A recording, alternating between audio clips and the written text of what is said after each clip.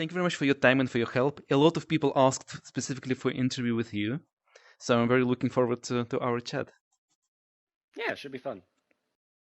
Cool. So I usually start with asking what skills people learn in the game at the moment. I think in your case, the question is going to be slightly different. Are there any skills that you're still kind of conquering and mastering in the game? Yeah, so I mean, it's an ever-changing game with how often it updates. So, we used to get updates every week. Now we get updates every 2 or 3 weeks. But the game is always changing a little bit. Some guns are getting stronger. The DT is something that I should probably work on more. Right now I'm on Oculus. My other headset's being repaired. So, and just feeling the differences between the headsets really interesting for specific guns. Like it feels like guns like the AK actually feel stronger on Oculus. So there's some subtle differences across the multiple platforms. So I'm definitely getting a feel for what the Oculus side gets now that I'm playing on Oculus a little bit more. I'd say that right now the skills that I need to work on are just zone positioning and DT reloads for the most part. Head peeking is another thing. I'm personally you don't see me head peek over walls very often and shoot with the Seiko because I'm very much a confront people or get into fights and then whoever wins wins. I'm not very much a person to peek over the wall with a Seiko or a Magnum or anything like that. So I've been trying to get better at doing that, especially in Diamond Division where it's such a necessary skill to take as little damage as possible. Speaking about head picking, are there any specific aspects of that, or just the fact that you need to remind yourself that you need to head pick instead of just rushing and killing people? Just the fact that I should probably be doing it more often. In these lobbies, if someone has just the tip of their haircut that they can hit a view, and their entire body is revealed, which I'm sure it's what it looks like to a lot of other people when I'm just running at them. It's a Hmm. lot harder for the person attacking to actually win that fight. So, for the harder lobbies, it's something to do. One thing that right at the current moment, I'll play public lobbies and I'll do scrims and whatnot, but I just don't have the motivation right now to do competitive too much. There's just too many other things going on in my background right now. But as soon as ranked mode comes out, which is supposed to happen in June, that'll be really exciting. And then any of the other leagues happening, that'll be fun when those things start kicking off as well. Probably focus a lot more on the competitive aspect of the game. When I ask the question about skills that people still learn, the higher the level of the person, I think the more they talk about something outside of the game, like learning how to communicate with their teammates, kind of learning to trust people, learning to kind of to move together. In your case, what aspects of their team play do you think are the most difficult to master? I think it depends what angle you're coming at it from. So if you have a group of people that you normally play with a lot, you'll probably be a lot better with communicating with that team than, say, a group of other people that are really good players that you haven't played with. So if you're coming at it from if you've played with a group for 6 months and you're playing competitively with that group, you'll probably be communicating pretty well overall. Whereas if you're just playing with, a competitive team of people that you found that want to play competitive, then it'll be a lot more focused on the communication side that you guys need to work on. As for mechanics in general, a lot of people will probably talk about zone rotation, communication. One thing that a lot of people struggle with is even being able to figure out what day of the week they're going to practice or what day of the week they're going to play competitive because so many people have different schedules or might even live in different countries. So that can be a huge thing. What do you think is the most annoying, what your teammates don't do or do too often that kind of you would like them to change, but they still don't? Yeah, so something that I feel like a lot of people have, and it's one of the actual new things that people are dealing with for VR. I've played competitive games for probably 20 years. And one of the things you'll notice a lot of the time is that for flat screen games, people have the ability to say, this is what I need to do, and this is what I should be doing. And then, people watching or spectating them can give advice if they're dead. And you can do that in Pop 1 as well. And that's something that I think that a lot of people could benefit from is if you're a ghost and say you play with your teammate a lot and you trust them to be able to win fights, right? If you're playing with a team at the competitive level, you need to be able to trust them to win fights. And if it's not a good time to be revived, to be able to ghost for them and provide information, that information wins fights in itself. something that what I was getting at before with the VR side of things is when you're playing a flat screen game, you're a lot more detached from it. So you can kind of like chill out and think about all your motions. But when you're in VR, since you're actually here, you're immersed in the game. A lot of people will tunnel vision. They'll, not I'll notice this one a lot where people won't be able to hear their teammates or they'll just rush in because they're so like fixated on trying to get a kill or doing something. So that tunnel vision is so much like harder to break when you're in VR because of how immersed you are.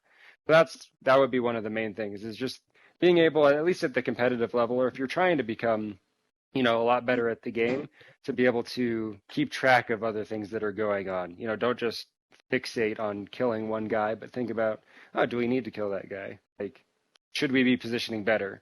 And that'll come down to, is your plan to win the game, or is your plan to have fun, or is your plan to get kills? So everybody, like, depending on what they're trying to work on, might have different stuff that they're going to want to do. What do you think is in most of the cases, your goal? Is it kills, wins, or just fun? The majority of the time, I'm playing with a group of people that I want to play with. So the original team where we earned the Platinum Brood was me, Toyko, I Am Jert, and Komodo Wagon. And it was just a group of people that we had good vibes with each other. We had a good time when we were playing. It was a group that we didn't just like get on and grind super hardcore with the game. Like we played, we scrimmed sometimes, but more of it was just like, these are chill people that I want to hang out with. And I feel like that's something that a lot of people don't realize is there's obviously the level of you need to take the game seriously when you're playing competitive and, have your mechanics down. But if you're playing with a group of people that you enjoy and you trust them and you're having fun, like just having fun in general, it's kind of like that weight off your shoulders. It's like speaking in front of a crowd on a stage or even like, playing in a tournament. All of these people might have all of these nerves that are weighing down on them from being in front of all of these people or from needing to be able to perform because they're, playing in a tournament. But if you're playing with a group of people and you're just chilling, like canceling out those nerves to begin with, that'll make you better than some of the other teams that even if they're better skilled than you, you'll be in a better headspace. And sometimes just having a better headspace will make you win the game. Do you think that the fact that you stream can affect your gameplay? Because like it's not just you and your teammates, right? It's all your viewers and all your communities. Um, yeah, at times. I mean, I never put the weight of like my Twitch stream or my chat as any bearing on me. I know that the community that I've personally created is around to support me, and they're around to support the game itself. And if someone doesn't want to watch me because I'm not performing well, I encourage them to go watch Slick Skills or whoever, one of the other players, Vape, whoever is performing better. If they're just after watching people win, um, and I'm not performing at that moment, go watch one of the other people. But I've kind of created my community in a way where, if I have bad days or if I have good days, like the community itself will be there. So I don't think that's necessarily a weight that I have or like a benefit that I have as a streamer. It might help with the stage fright aspect, where because I've streamed, I'm not as nervous when I get into tournaments and whatnot. But I also have a dissociative disorder, so I always feel like I'm detached. Um, or like I always feel like I'm dreaming. So that's almost like a benefit in a way because I always feel like I'm dreaming. I never really take anything too crazy seriously.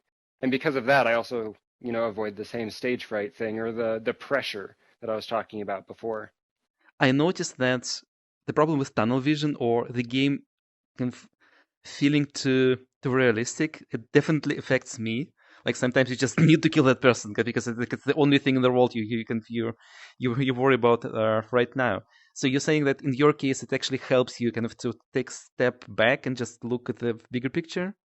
Yeah, so I have like a detachment. It's called depersonalization. It's a dissociative disorder that makes me feel like I'm always out of body or that I'm always dreaming, and it really sucks. And I've had it for more than 15 years, but I've gotten to the point with it that I've started to try to find advantages with it.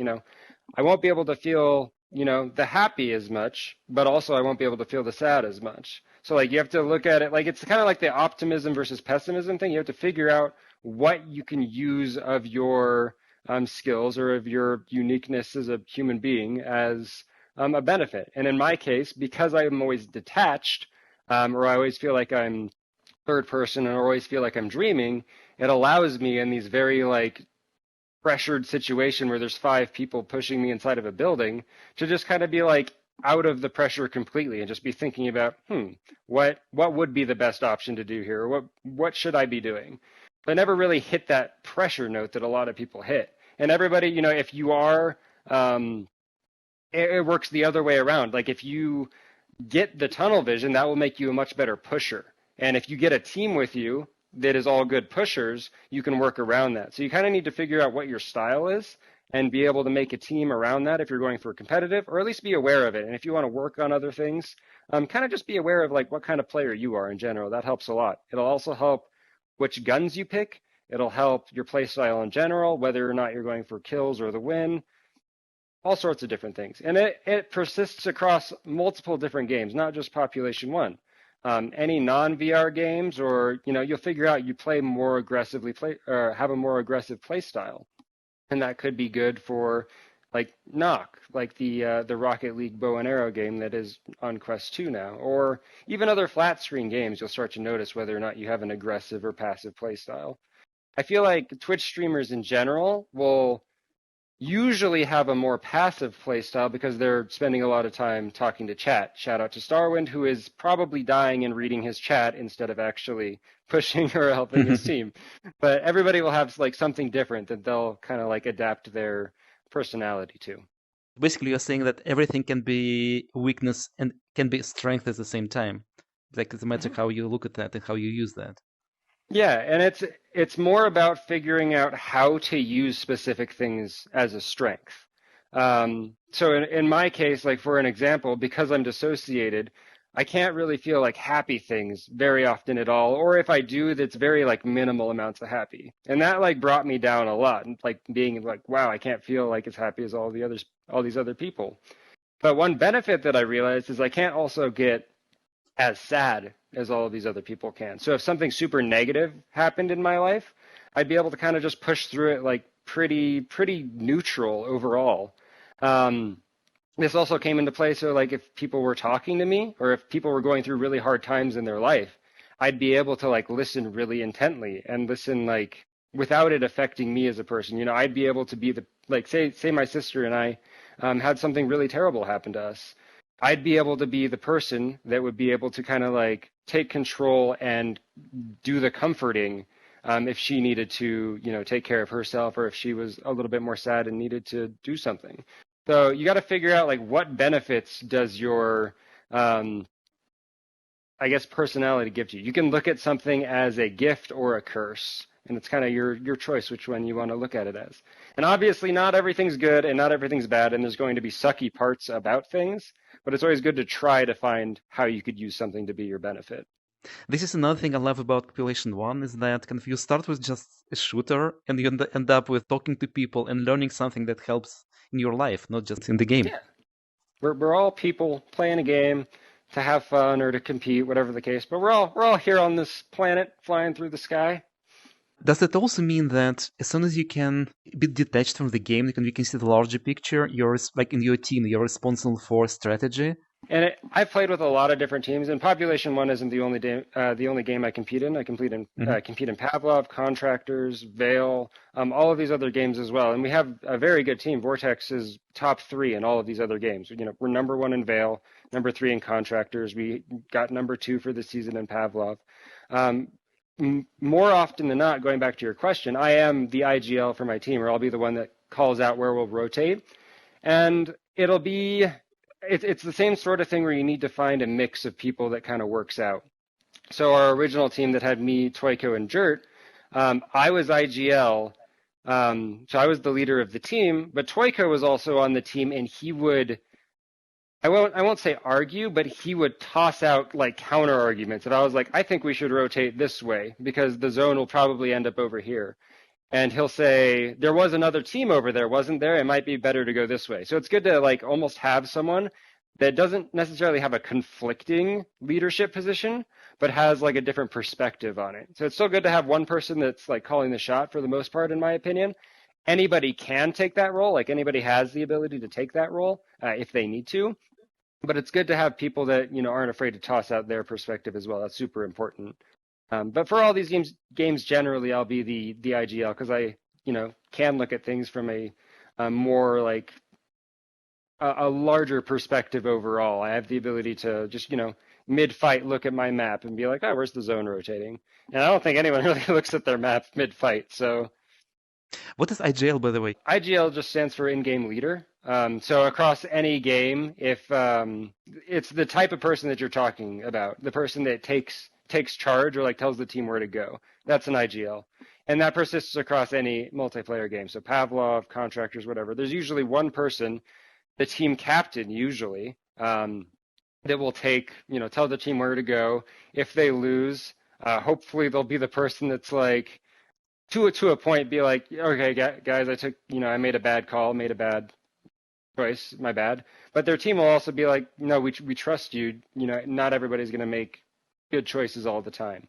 That's why it's so important to find a team that you vibe with a lot. If you think about yourself, let's say 6 months ago, like what kind of advice you would give to yourself? Maybe three things to do and three things to stop doing.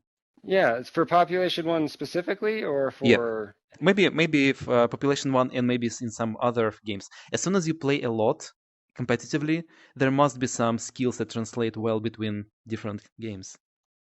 I mean, I think I wish that I had played more with my team. Um, it's kind of like a weird argument because I have a competitive drive and I want to compete a lot. Um, I've just been having a lot of motivation issues for wanting to put that effort in towards certain leagues. Like Arc League, they've grown so much and they've started from the bottom. There's so many different people involved. But when it comes around to like competing in the Arc League, it's really hard to like find motivation to do that. And then with managing a team, because we span across so many different games, there's so much for me personally to keep track of. So if I could have spent more time specifically on focusing on the population one side of things, that would have been great. There's a lot of good players we have. We have Abby, we have Uzagoose, we have Jurt still playing. And then we have two other Vortex teams as well that are, a little bit lower division, but there's a lot of players that could play higher divisions. We have Polar Vortex, we got Solar Vortex, who are also Vortex teams. Um, my team also did a merger with Hexalink, so all of the Hexalink people are now part of Vortex as well, and we have this community of 1,600 members that are all really good people and people that um, we're trying to stand to be a community of people that is as respectful as we can be in the competitive environment and kind of set the stage for everybody else. So being able to focus on population one or the competitive side would have been really nice for me. I just didn't have the time to be able to put into that. So if I had the time and was able to do something like that, I think that would have been good. But I think that where we're going with the team itself, as in the larger picture, is where it needs to go. And skill-wise, like in the gameplay, is there anything you think you would like change thinking about maybe half a year ago?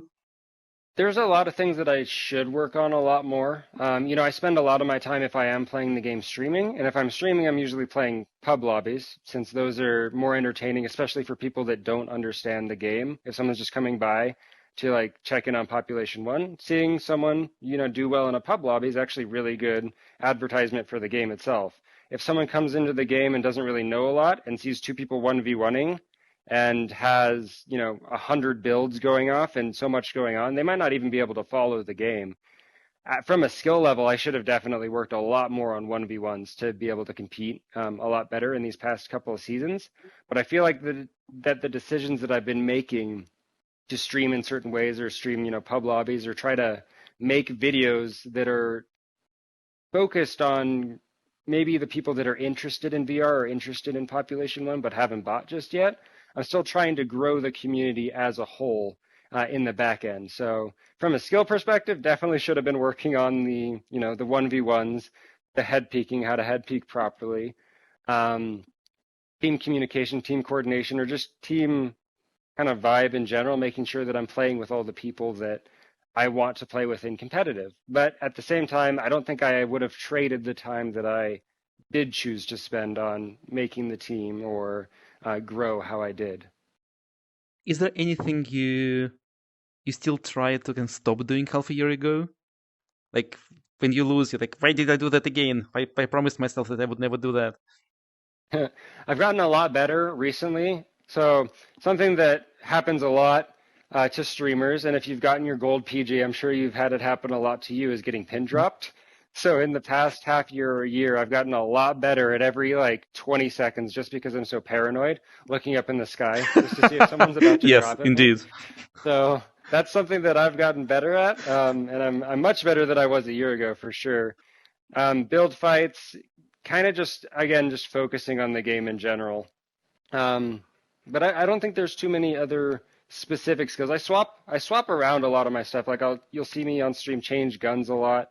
I'll swap which hand I'm shooting with a lot, as well, because I'm trying to figure out a lot of the time, again, as a bigger picture, I'm playing the game, but I'm still trying to make the game or the community as good as possible. So if I'm swapping guns around or if I'm playing in games, I might not be working towards a skill for myself to get better at, but it is good if you are trying to get better at the game to go into games and be like, I'm going to work on the DT. If you find a 1-star DT, suck it up and use the 1-star DT. I think that's really important. But a lot of the time when I'm joining games, it's like, I'm going to be testing the game. If I find bugs, I'll be someone that goes out to the devs and I'll spend, a couple hours every week trying to like talk with the devs or try to, figure out what might do that, or what might fix it. So a lot of the time, if I'm, playing or regardless in the background, there's a big picture. I'm trying to make the game as good as possible, which is, it's funny because I'm not one of the creators of the game, right? I'm not a developer. But I still try to make it as good as possible for other people. I totally agree that vertical awareness definitely grew on me as well. Yeah, and now that you can put 2 frag grenades per slot as well, it hurts so much if someone drops on you. Speaking about your channel, what do you think motivates you to spend so much time and efforts and focus and kind of and self-discipline into growing your community, putting things online, setting up streams and so on? Yeah, a lot of all of my effort comes from I see the going back to the original statement, we're all on this rock flying through the sky. And while we're on this rock flying through the sky, I wanna have a good time, or I want to try to make time as good for other people as I can. One of the main reasons I stream is to provide entertainment, be a content creator. And if I can be entertaining or interesting or provide a community that people enjoy, I think that's really my goal. As I said, I've made a really close knit community. All of the members of Vortex, super nice people, and all of them good content creators. If you guys haven't heard of Yellow Hat, shout out to Yellow Hat, who makes Pavlov VR videos. If you guys have any interest in that stuff, Starwind does a lot of streaming as well. He's on Vortex. Attacked by Wolves, shout out to him. Great person, great streamer. He's all about. I think he even mentioned this. Him and I participated in participated in the solos tournament that happened a couple weeks ago, and we all, or Wolves and I placed in the final, the top bracket for that. And I think Wolves ended up donating all of his money to like a wolf sanctuary. Like didn't even keep the money for himself. So like it's a group of people that all want the world to be better, or they're all trying to like work towards making something better in general. Yellow Hat with his tutorials, Starwind with his entertainment and his streams, Wolves, trying to take care of wolf sanctuaries, just being good people overall. Um, and I feel like I hopefully try to do the same thing. A lot of people will come to my streams and say, your tutorial, you're the reason that I got into the game, or your tutorial was the first one I watched and how I got off the ground. And I think that's kind of what I'm going for, is I want to be kind of a baseline or a way for people to, a person to come to if people need help. And then on top of that, I want the VR community in general to grow. Going back to what I was saying earlier, I'm a part of what was 4 different competitive VR teams. And since we picked up Hexalink as well with the merger, we now have 7 or 8 competitive VR teams that are all at the top level, like top 5 in all of these different games. Gorilla Tag, Echo, Larcenauts, Veil, Pavlov, Pop One, all of these different games. And we're trying to form that baseline for this is how competitive VR works, or how competitive esports works. Let's get everything off the ground. Let's bring everybody up. Let's get in a position where we can all compete and where we can all have a good time, and we can kind of formulate a community around this sort of thing. So we can all have fun doing it. We'll provide the best environments for people to be able to compete. We'll have the best outlook on how everything should be. Maybe we'll have good avenues with talking with the devs on changes. And as I said, I do get to talk with the devs a lot, or I get to reach out to them. I won't say that my reaching out has any special amount more than other people, other than I probably do it a lot more. Like if a dev hears something from me and a dev hears something from someone else, they probably have the same amount of weight. And the devs also have all of their numbers in the background, right? If they're a company, they're probably more fixated on where are the numbers? How are we? Is this change? Say I want the Seiko to be like a two-handed weapon, right? Devs will hear that change and be like, that might make sense from a balance perspective, but new players aren't to that level where we need to worry about that yet. So there's all of these like background cogs and wheels going on, and a lot of that I don't have a say in. So anybody that thinks like I have an easy in with the devs or anything, it's probably just as much as you guys. I just talk to them or I try to reach Mhm. out a little bit more. Interesting. By the way, do you think that Seiko should be two-handed weapon? Yeah, I actually reached out. The game came out in 2020, and then I think it came out in October, and then by December of 2020, I was like, the Seiko's too powerful of a gun. It should be two-handed. And I, since then, have always thought the Seiko should be a two-handed weapon. They changed the damage, they nerfed the damage by 5, and I don't think that did anything. Like the Seiko is still used in the same way competitively. But this goes back to the argument that I was saying before, where the competitive crowd is so much different than the casual crowd. Casual crowd probably two hands their Seiko by default, or might not rapid fire it. So those aren't problems that the devs are going to worry about if that's not the majority of their player base, right? From a competitive standpoint, it makes sense to balance that. But if they're trying to grow the game, balancing around competitive might not be the play right away. They need to get the player base before they balance around the competitive. But yeah, I thought the Seiko has been overpowered since basically a month or two after it came out. This weapon's too strong, it should be two-handed. And the only thing that two-handing it really changes, because you can still rapid fire it really fast two-handed. The only thing that two-handing it changes is the ability to head peek over walls. The Ah, Seiko would interesting. lose the ability to peek over walls, and that would be like the number one. I mean, it would make it so that in competitive, people would use the pistols more often or the CX4. The Seiko itself being so strong of a gun makes all of the other guns on in the game worse. Because like if you can't head peek with the Seiko anymore, you'd probably use the 1911 or you'd use the Magnum. But because the Seiko's so strong and competitive, like if you find one, you're like, I don't like all of these other guns are trash. Do you think that there are any other guns that's kind of overpowered in some specific aspect? If so, there's the like in a perfect world, or if the player was perfect, and didn't make hit their shots, or if they always hit their shots, Seiko's the best gun in the game. 2 shots to kill if you hit them both in the head, and I know that's asking a lot, but you know, third fastest time to kill, the first fastest being the sword, but you have to be very close for the sword, and the second fastest being the Magnum, but the Magnum has a very high skill cap, and the Magnum, you need to get used to a lot of things. Like Seiko, you need to get used to the rapid fire. Magnum, you need to get used to how fast you can shoot it, how the recoil is different when you're one-handing it. You need to get used to if you have different rarities, it'll do a much different thing. So like a gold Magnum will kill builds in one shot. The other Magnums don't do that. Gold Magnum is the second highest, or the second fastest time to kill in the game, and then the Seiko after that, because of the double headshot. And I feel like nerfing the damage for the Seiko when they did that, I feel like all that did is make the one-star Seiko more frustrating, but it didn't change anything else again about the game. The one-star Seiko no longer headshots for more than 100, which is just really frustrating. Like on the hot drop, you shoot someone in the head with the Seiko, like really cool shot, doesn't kill them. Okay. That's just really frustrating overall. But I feel like the Seiko, again, being so strong, makes all of the other guns in the game seem so worthless at times because you can head peek with it. It works at every range. You can out damage a DT if you hit your shots. You can out damage an op because the op has to worry about like scoping in and that, and it's useful at every range.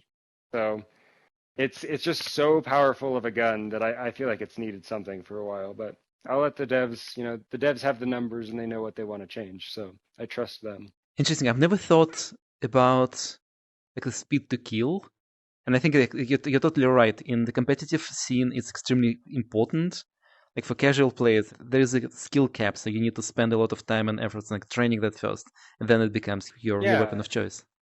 yeah, and I feel like from the competitive, and this is true about any video game that's competitive, the number one thing that's looked at is burst damage or how fast something can kill you.